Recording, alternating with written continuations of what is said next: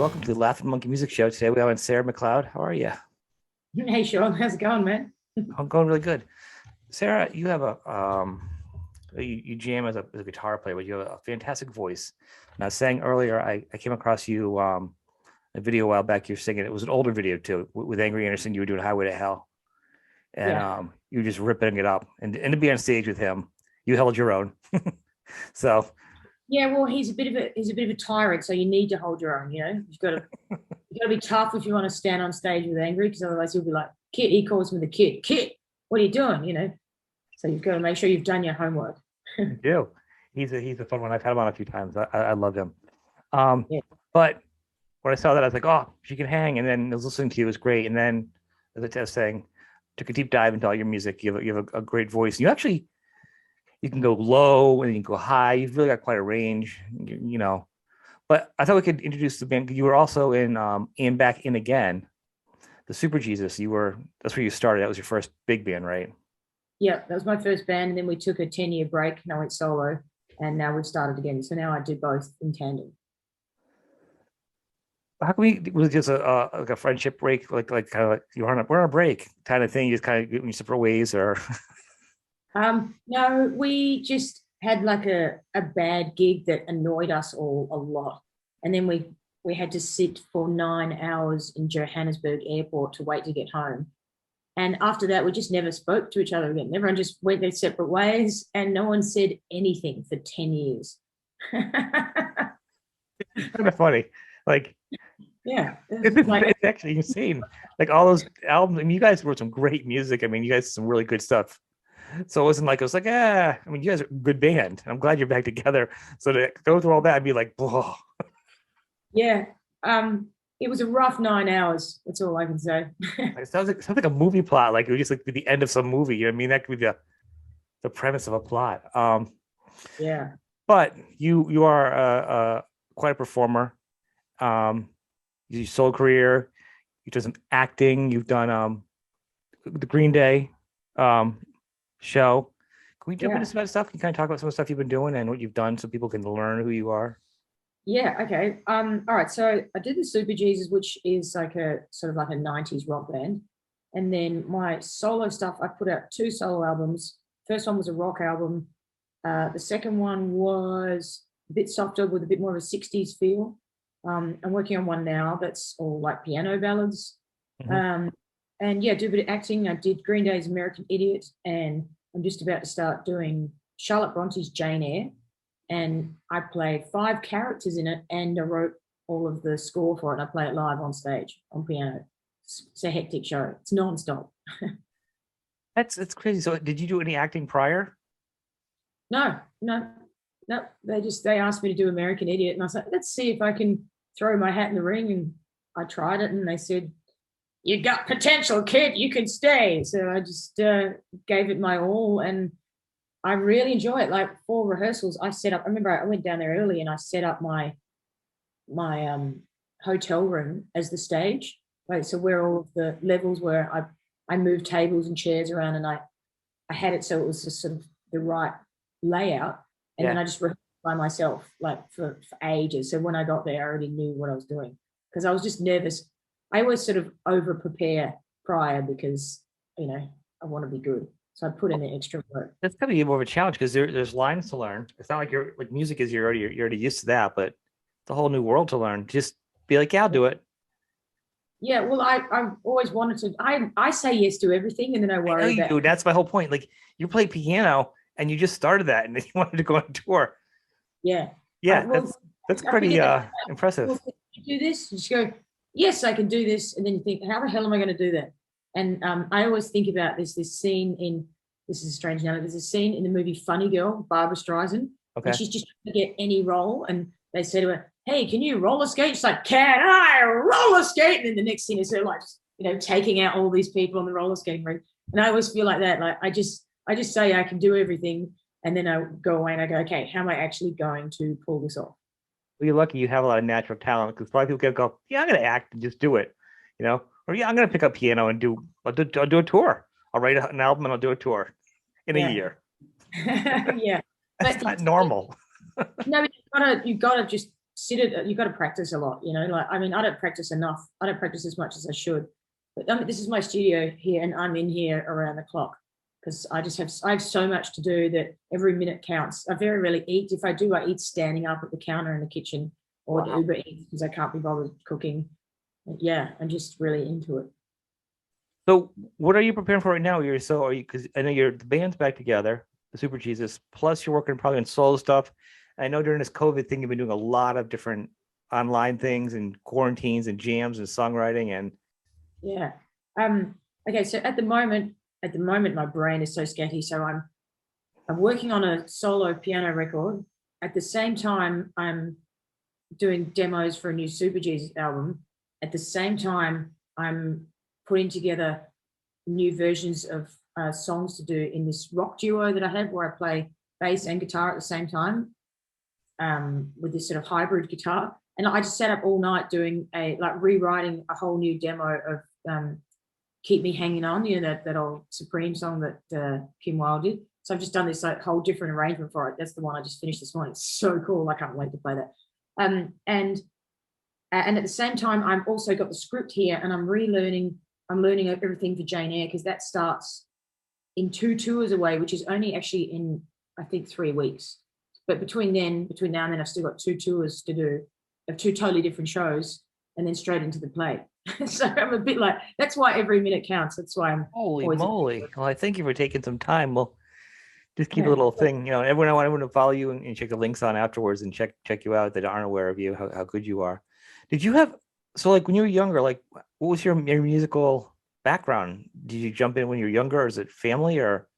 Yeah, Beatles and Chuck Berry. I'm really into 60s music. And that's mainly what I listened to when I was growing up. And then when I sort of became a teenager, I got into indie music and like Sonic Youth and PJ Harvey, Bjork. But isn't indie music really the 60s music with a little more fuzz? Well, totally. Yeah, totally. That's, you know. Or a lot of fuzz, but I mean, it really, there's a lot of, the best parts of 90s music was the fact it sounded like the 60s to me. Yeah, it's like Motown with Steve Albini fuzz on top of it. Yeah, right. Totally. But my heart is always with pop music. I'm fascinated with crafty pop construction. Like, so when I was doing the Keep Me Hanging On track last night, which was written by, it's called, I think they're called like Dozier Holland. I think that's how you pronounce it. Those guys that wrote everything for Motown. And God, it's such a good song. They're such good songwriters. I really respect crafty pop songwriting. It's a hard thing to do, right? To write a simple pop song is one of the hardest things to do. Exactly. Yeah. The simpler it is, the more difficult it is. And especially if it sounds easy, they're the ones that are hard to do. Yeah. And I said, you know, soccer, like you do the one-hit wonders. I'm like, that's like the Wonka ticket. If you're so good, it's not an insult when people go, oh, you're a one-hit wonder. I'm like, if you had that big song that everybody knows, that's awesome. Yeah, totally. There's no insult to that.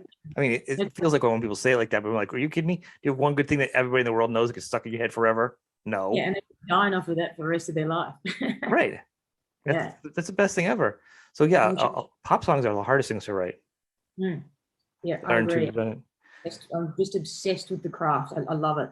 I did an online production course with Ryan Tedder a few weeks ago, and watching him construct songs and how he wrote songs for Beyonce. And God, I learned so much. I was just sitting there going, I love this guy. This is amazing.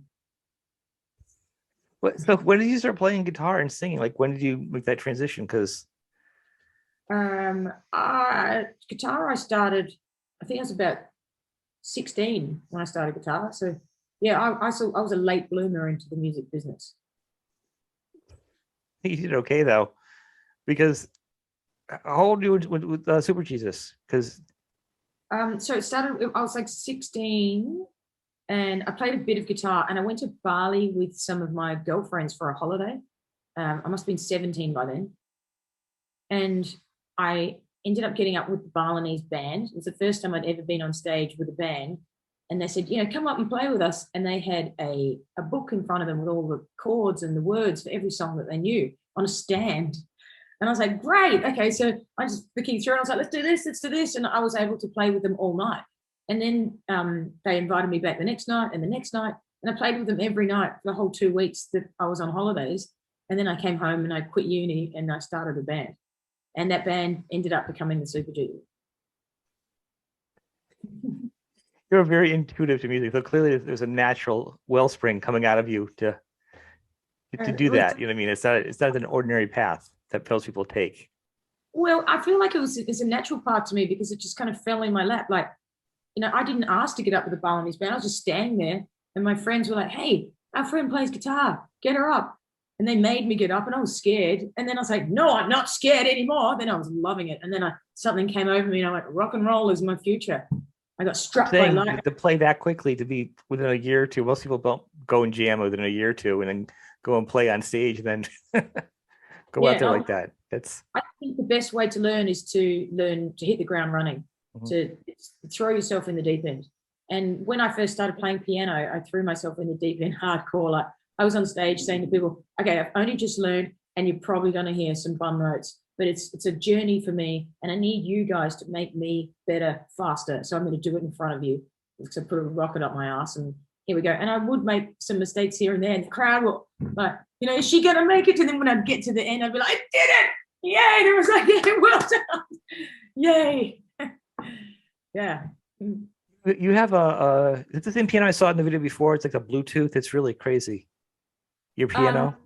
This is not a Bluetooth one. I had a Bluetooth one. I saw that in the video. It was really cool.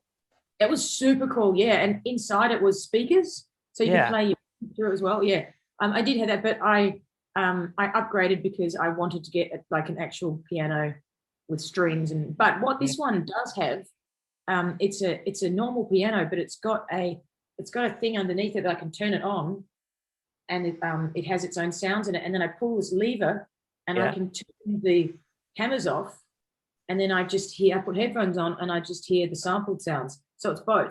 So I can play it as a normal piano, or I can go to silent mode and put cans on and then play it all night long so no one can hear me. That's pretty cool. Yeah. Well, I was going to say, because the Bluetooth one you'd mentioned, you could play along with it because it's Bluetooth. It would probably help you learn because you could play along with songs. Oh, yeah. I can still do that. I just play it through here. But that hybrid is amazing. It's a Yamaha GBH1 silent. It's the best thing I ever bought. It's versatile. I haven't heard of those. So has songwriting changed for you a lot over the years, or you still do the same, like, basic, probably, I assume, like, with the guitar? Do you start with a melody? How's your songwriting process go? My songwriting has changed drastically over the years. I started by the guys in the band would write the music, and I would write the singing over the top. And all my lyrics were really vague. It was all kind of like metaphors and smoke and mirrors so that everybody could make up their own interpretation, because that was very 90s. Whereas as time's folded on, like now I write my songs on piano and I write stories, and I try and make sure that every line is important and every line sets up a scene so the listener goes in and they're like, "Okay, I'm with you. Who are these people? Where are we? What does it smell like? Where are we going?" So that the whole journey, you've got them the whole way. And I always notice that with certain songs, if you're singing a song with a mate of yours and you both get to the same spot where no one knows that lyric, it's usually because that lyric sucks. So I find that when I'm writing, sometimes I'll forget the lyric that I've written, and I go, "I know why. It's because it's not memorable. It's because it sucks and it doesn't flow on from this story and this journey." So now I'm really particular about every single word. That's interesting. I haven't thought that. I mean, generally, it's usually because you can't understand what the lyric is. Like Billy Joel, "Keeping the Faith." Everyone thinks it's "Kicking the Face." It depends. Like you can't understand the lyric, what it is. That's usually what it is to me. At least. I'm like, what'd you say? Sometimes if the lyric sucks, people slur it because they don't care about that. A slurring lyric, a sluric. Yeah, a sluric. Yeah. Well, the thing because it is a 90s rock sound comparing the two, but then like listening to you now, everything is, you're a powerhouse singer, so you really lead all songs. I hear it's led by your voice, and everything. I feel everything kind of like built around it, sort of like a foundation. But your voice has the freedom of going everywhere. When you write, are you still thinking that melody? Are you just kind of like, do you kind of like rough it out, and then when you do your vocals, you kind of go where you go? That's an interesting question, actually, Sean, because when I write, I tend to write for the song, not for the singer, even though it's me. Like I keep thinking I need to write some songs where I've got some, big look at me power notes, but very rarely do I do that, because when I'm writing, I don't feel it in the song. I'm like, I tend to sort of, I think because I'm quiet and I'm at home, So I tend to sort of be going like this, and that's nice down there. And then I go to do it live, and I go, so by the time I take it live, I usually end up changing it and throwing in all these extra power parts. Yeah, because I was listening to you, and I know like different you do write a lot of different styles of songs, which is really kind of fun. But even Giants, for instance, that song, it feels like you can hear there's a strong melody to it, but it also feels like it's really free. And that's like I'm saying with the creation of that song, it feels like you could write it with a melody, but then it feels like as you perform it, it just feels like it's big. Yeah. So that's why I was kind of curious in the process of that because this is one example. Yeah, I find that when I'm sitting working on it in the moment, it has one form, and then it takes on a totally different form when I go to rehearsal. When I'm standing at the mic and I'm playing at the same time, and then suddenly a different energy comes over me, and that's when shit gets real. I didn't know if it's maybe like also like sometimes I just come up with a melody or a song and then I'll add music to it afterwards, and that's why it feels like it's a bigger Broadway style song where it's got more pomp and circumstance. Yeah. I usually hear both at the same time. I mean, sometimes, yeah. So sometimes I'll hear music by itself, but generally I hear the melodies and the chord changes at the same time. Not often the lyrics at the same time, which is annoying. It'd be great if the lyrics came at the same time too. But sometimes I'll get a bit of lyrics, but generally it's a melody, a mood, and a chord progression. Well, I love asking about songs and songwriting and instruments because it's always an integral part of the process of the artist. And listening to your music, you have such a varied range. It really, and all the COVID things, all different instruments, you really have a lot going on. Mm-hmm. So to me, do you like when you write songs? Are you the kind of person who can just sit down and go, all right, I'm gonna take 4 hours today and I'm gonna write a song? Or are you like, I can do it, but if I don't have the song come to me, it's nothing. Or because some people like work like it's a craft, and some people say when the rock gods come to me, it comes up. That's a great question too, because I think that, I firmly believe that you've got to rock up and you've got to sit there and you've got to try it. Even if you don't have an idea, if you don't rock up, you'll never get anything. And it's kind of like you've got to bring it. You've got to bring the quantity, and then if you bring the quantity, the rock gods will bring the quality. So you've just got to sit there and churn and churn and churn, and eventually you'll get there. All about woodshedding for you. So let's talk. I love SGs, and you have an SG. I love SGs. What are you using? Because you seem like you're rocking out hard. What do you use it for strings? Like what's your gauge on those? Because almost 10 to 52. That's what you should do. Yeah, that's how I remember it. 10 to 52. That's what you should do. That's what you'll be playing. That's what I remember when I go to the shop. I made that. So it's funny because I mean, some people like will strum real hard and play hard. You'll get like because like for example, Eddie Van Halen, even ZZ Top had like light strings. We're talking almost like sevens, and you know what I'm saying? Like really, you're like, how did they not break ever? Yeah. And then some people have like really heavy Stevie Ray Vaughan, thick strings, and everyone plays differently. It's always surprising. Yeah, because we do a lot of detuning in the Superjesus, so we've always stuck with the same gauge. So I just use that gauge across the board because I'm used to it. See, the thing with you is, and the challenges for singers when they say, "If I wish I knew I was younger, my voice was going to change." Because I think it's probably more with male singers as they get older to sing some of those high notes. They're all like, "Oh, we got to tune down. We got to tune down." Yeah. I think female performers can get away with it because their voices are naturally already up there, so it's not as hard as a challenge. So yeah, my voice is actually getting higher as I get older, which is weird. Really? Yeah, I don't know. It's like the pipes have been blown out.